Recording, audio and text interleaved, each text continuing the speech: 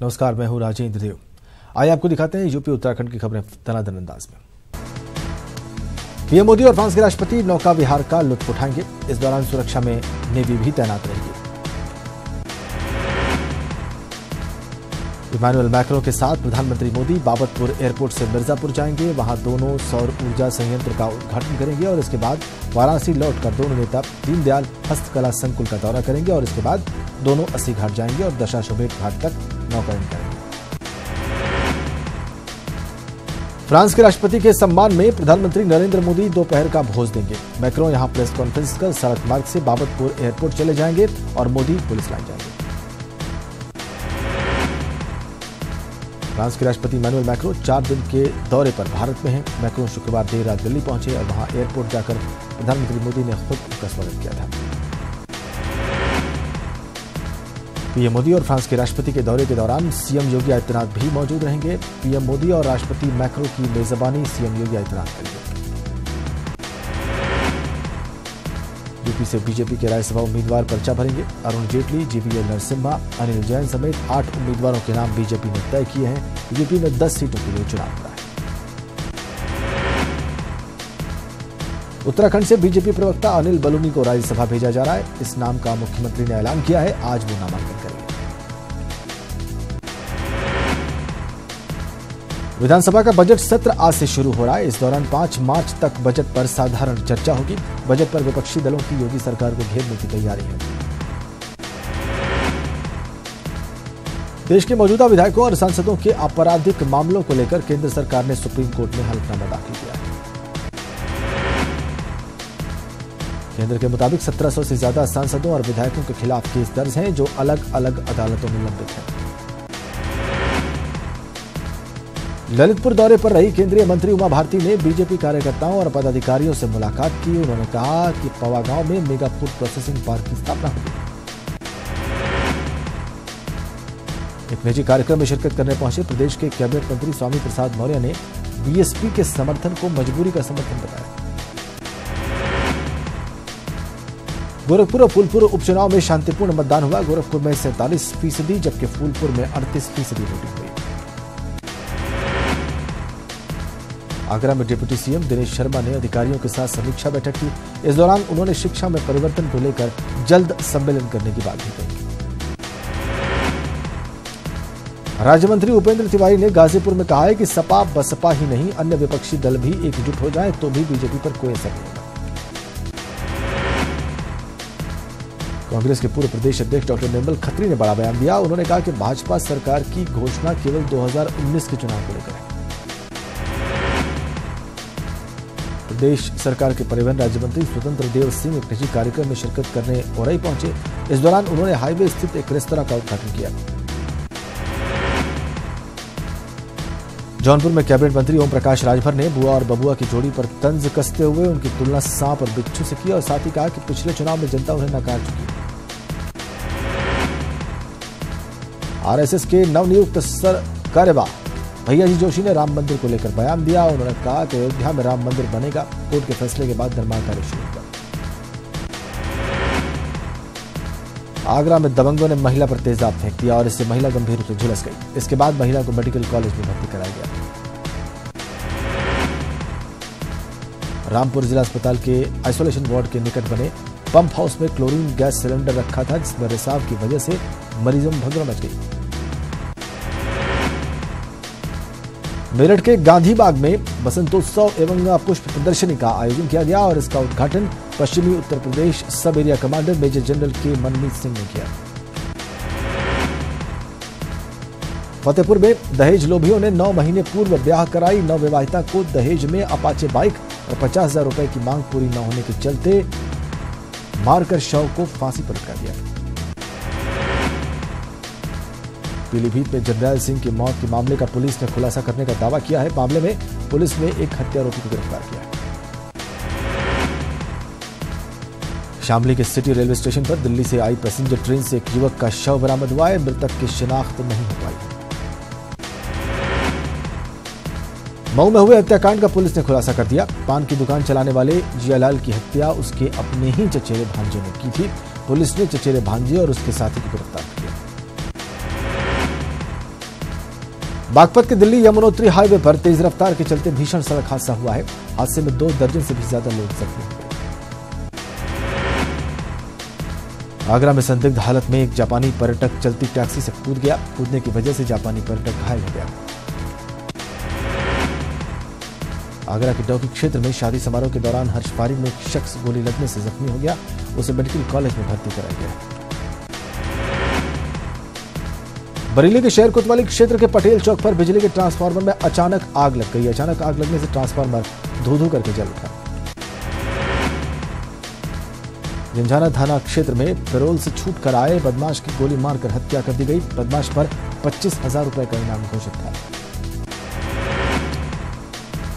कन्नौज में एक अज्ञात ट्रक ने पुलिस की डायल 100 गाड़ी में टक्कर मार दी। इससे पुलिस की गाड़ी का संतुलन बिगड़ गया और वो पलट गई। हादसे में 3 पुलिसकर्मी जख्मी हो गए।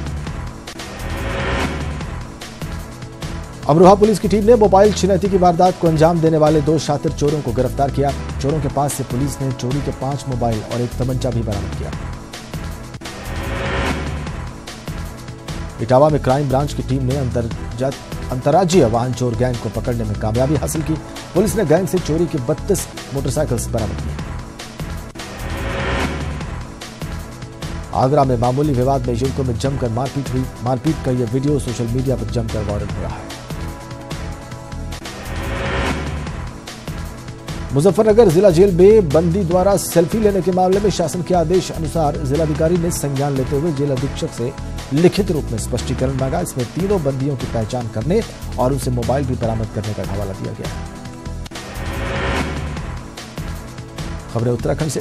श्रीनगर गढ़वाल स्थित सरकारी क्षेत्र के पहले मेडिकल कॉलेज में ई हेल्थ स्टूडियो स्थापित कर दिया गया है और कॉलेज के टीचिंग बेस अस्पताल में स्थापित स्टूडियो का शुभारंभ जल्द मुख्यमंत्री कर सकते हैं।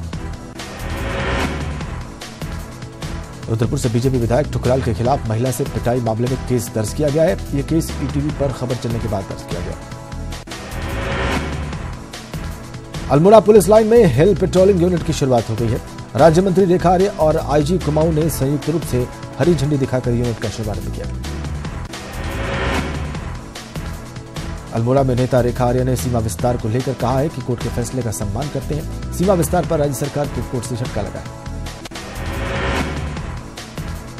गुरुद्वार का हल्दू खाता गलियों में प्रॉपर्टी के विवाद में एक पक्ष ने दूसरे पक्ष पर फायरिंग कर दिया और इसके बाद मौके से तमंचा और खोखा बरामद हुआ। उत्तराखंड के मदरसों में जल्द बड़ा बदलाव दिखाई देगा। मदरसों में ड्रेस कोड भी लागू होगा। चारधाम यात्रा को लेकर प्रशासन ने तैयारी शुरू कर दी है। प्रदेश में 31 संवेदनशील स्थानों पर एसडीआरएफ की तैनाती होगी। आपदा की स्थिति से निपटने के लिए जवान भी तैनात रहेंगे। उत्तराखंड में पेयजल निगम के अधिशासी अभियंता इमरान अहमद का रिश्वत लेते वीडियो वायरल हुआ है और इसके बाद आरोपी को सस्पेंड कर दिया गया। टिहरी डैम टॉप से आवाजाही का समय बढ़ाने का मामला एक बार फिर से गरमाने लगा है। टिहरी झील प्रभावित जाखणीधार, प्रतापनगर और घनसाली क्षेत्र के लोगों को डैम टॉप से आवाजाही में सबसे ज्यादा दिक्कतों का सामना करना पड़ता है। बागेश्वर में उत्तराखंड प्रेरक संगठन ब्लॉक इकाई ने 2 सूत्रीय मांगों को लेकर सरकार के खिलाफ प्रदर्शन किया। शिक्षा प्रेरकों का कहना है कि इन्हें कार्य करने के बाद 19 महीने का मानदेय नहीं मिला। लालकुआं इलाके में मालगाड़ी से टकरा कर एक हाथी की मौत हो गई। यह घटना वन विभाग के तराई केंद्रीय प्रभाग में हुई। फिलहाल मामले की जांच चल रही है। देहरादून के गांधी पार्क में कई बेरोजगार युवा रोजगार से जुड़े मुद्दों को लेकर बैठक की। इस दौरान उन्होंने कार्य करने का गठन किया। वहीं बेरोजगार युवाओं ने एक मांग पत्र सरकार को सौंपने का फैसला किया। रुड़की के गंगनहर कोतवाली क्षेत्र में एक छात्र की संदिग्ध परिस्थितियों में मौत हो गई। सीओ सवर्ण किशोर का कहना है कि पोस्टमार्टम रिपोर्ट आने के बाद ही मौत के कारणों का पता चल पाएगा। हाईकोर्ट द्वारा उत्तराखंड में निकायों का परिसीमन रद्द किए जाने के फैसले को लेकर कांग्रेसियों में जश्न का माहौल है। इस मौके पर कांग्रेसियों ने हाईकोर्ट का शुक्रिया अदा किया और आतिशबाजी की।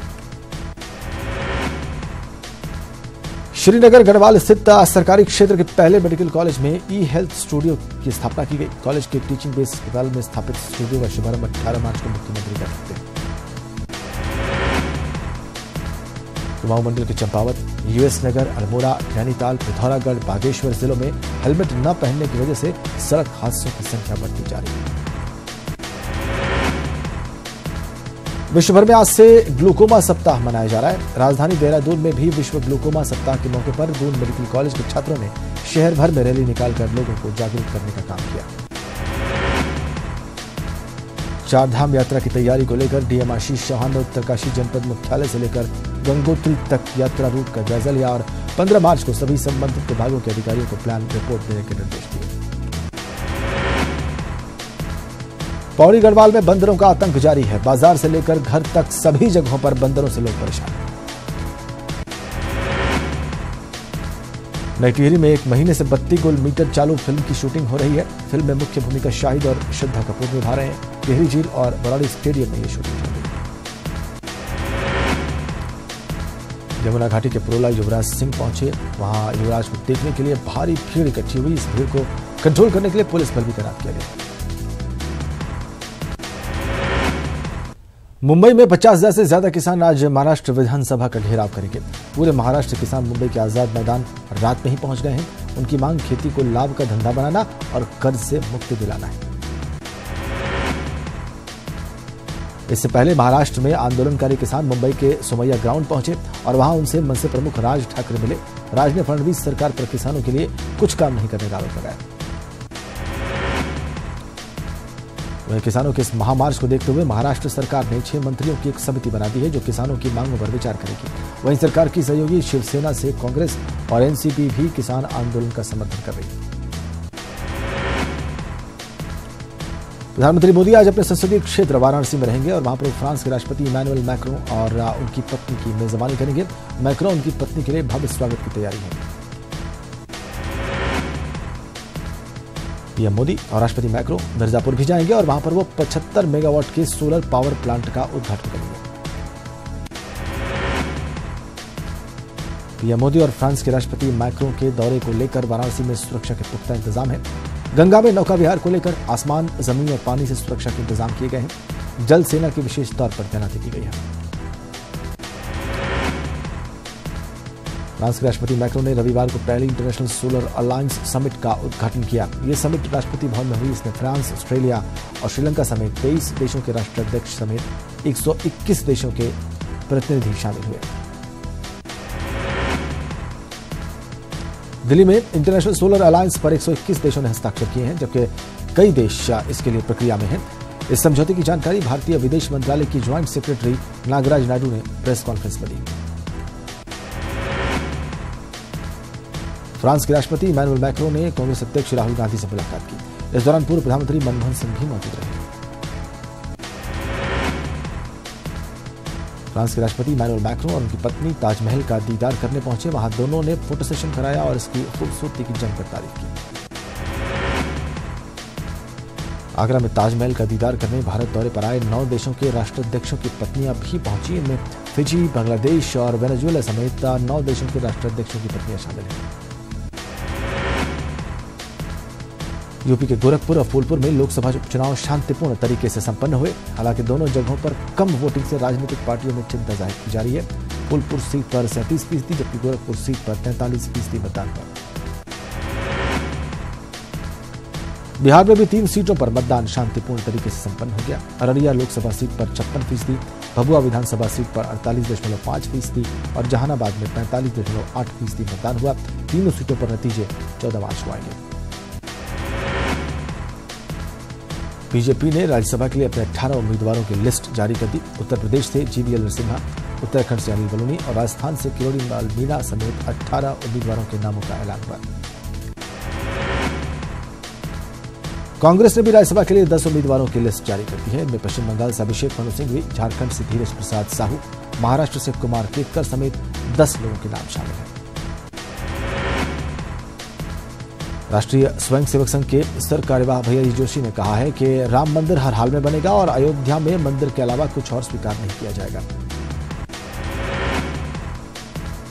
तमिलनाडु के जंगल में फंसे बच्चों के बारे में रक्षा मंत्री निर्मला सीतारमण ने जिला कलेक्टर से बात की और कहा कि 10 से 15 छात्रों को बचा लिया गया है और वो पहाड़ी से नीचे आ रहे हैं। निर्मला सीतारमण ने कहा कि राहत बचाव का काम जारी है। भुवनेश्वर में भारत के मुख्य न्यायाधीश दीपक मिश्रा, ओडिशा के मुख्यमंत्री नवीन पटनायक ने जुडिशियल कॉम्प्लेक्स का भूमि पूजन किया। इस मौके पर ओडिशा के मुख्यमंत्री नवीन पटनायक ने राज्य में 50 कोर्ट्स के निर्माण की बात भी कही। भुवनेश्वर के बाद ओडिशा के कटक में चीफ जस्टिस ऑफ इंडिया दीपक मिश्रा ने जुवेनाइल जस्टिस विषय पर अपनी बात रखी। उन्होंने बाल अपराधियों में एक योजना के तहत मुख्यधारा में लाने पर जोर दिया। ओडिशा के मयूरभंज में पाटीदार नेता हार्दिक पटेल ने कुदमी समुदाय की एक सभा में शिरकत की और जनसभा को संबोधित किया। कुदमी समुदाय के लोग शेड्यूल्ड ट्राइब स्टेटस की मांग कर रहे हैं।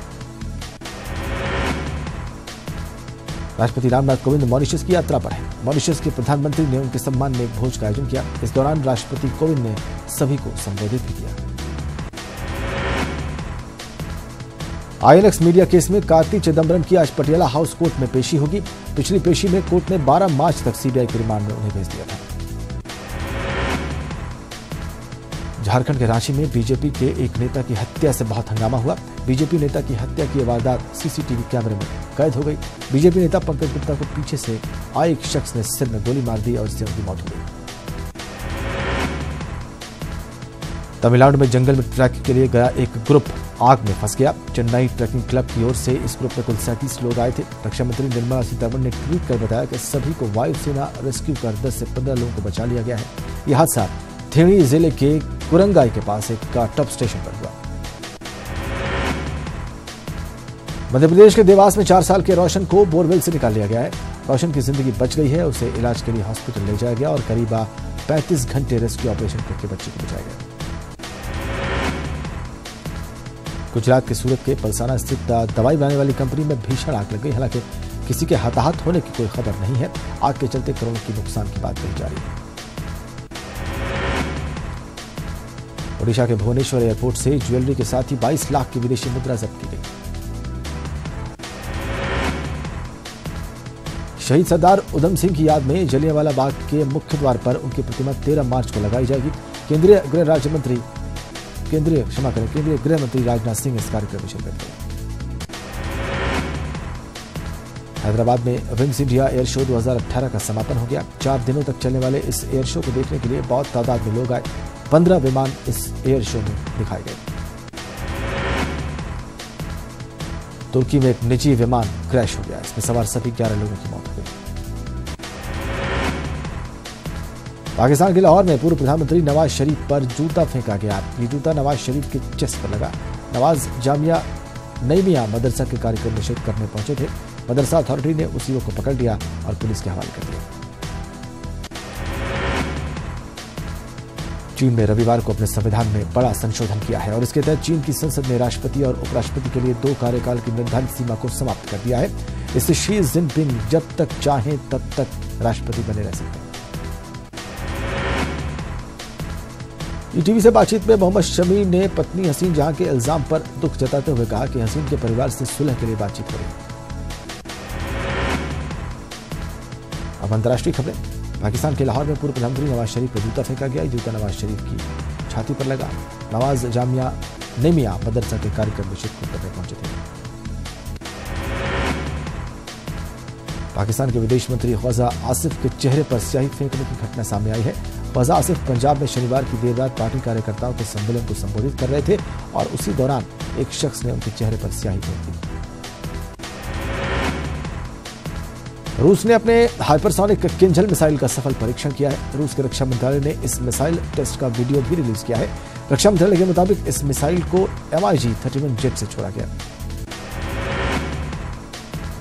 ट्रंप ने और किम जोंग उन से अपने बहुचर्चित संभावित मुलाकात के बारे में एक और शर्त लगा दी है। व्हाइट हाउस की प्रवक्ता सारा सैंडर्स ने कहा कि यह बैठक तब तक नहीं हो सकती जब तक उत्तर कोरिया कुछ ऐसे ठोस कदम न उठाए।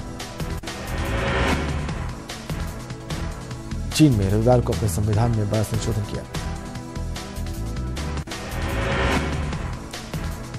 खेल की खबरें। श्रीलंका में चल रही निदास ट्रॉफी का चौथा T20 मैच आज भारत और श्रीलंका के बीच खेला जाएगा। प्रेमदासा स्टेडियम में होने वाले इस मैच में भारत श्रीलंका से पिछली हार का हिसाब बराबर करने के साथ साथ फाइनल में अपनी जगह पक्की करने के इरादे से उतरेगा। दक्षिण अफ्रीका दौरे से सबक सीखते हुए BCCI ने विदेशी दौरों को लेकर बड़ा फैसला किया है। बोर्ड के इस फैसले के मुताबिक टीम इंडिया विदेशी दौरों पर टेस्ट सीरीज से पहले सीमित ओवरों की सीरीज खेलेगी। बीसीसीआई ने यह फैसला खासकर दक्षिण अफ्रीका में टेस्ट सीरीज हारने के बाद लिया। दिल्ली डेयरडेविल्स के कप्तान गौतम गंभीर ने शमी मामले में बॉल बीसीसीआई और दिल्ली डेयरडेविल्स के पाले में डाल दी। उन्होंने कहा कि शमी के खेलने के मामले में बीसीसीआई और दिल्ली डेयरडेविल्स को फैसला लेना है और जो भी फैसला होगा उसे माना जाएगा, लेकिन इसके लिए फिलहाल हमें इंतजार करना है। मैक्सिको में चल रही शूटिंग विश्व कप में भारतीय शूटर्स का जलवा कायम है। शनिवार को 50 मीटर राइफल 3 पोजीशन में अखिल शरोन ने गोल्ड मेडल पर निशाना लगाया, जो टूर्नामेंट में भारत का चौथा गोल्ड है। इस गोल्ड के सहित भारत कुल 9 पदकों के साथ तालिका में टॉप पर बना हुआ है। इतना ही, लेकिन एक बार फिर से आपको बताएं कि 16 मार्च से हम बदल रहे हैं। नए त्योहार नए कलेवर के साथ नया रूप और नया रंग भी होगा, इसलिए आप देखते रहिए ईटीवी यूपी उत्तराखंड। नमस्कार।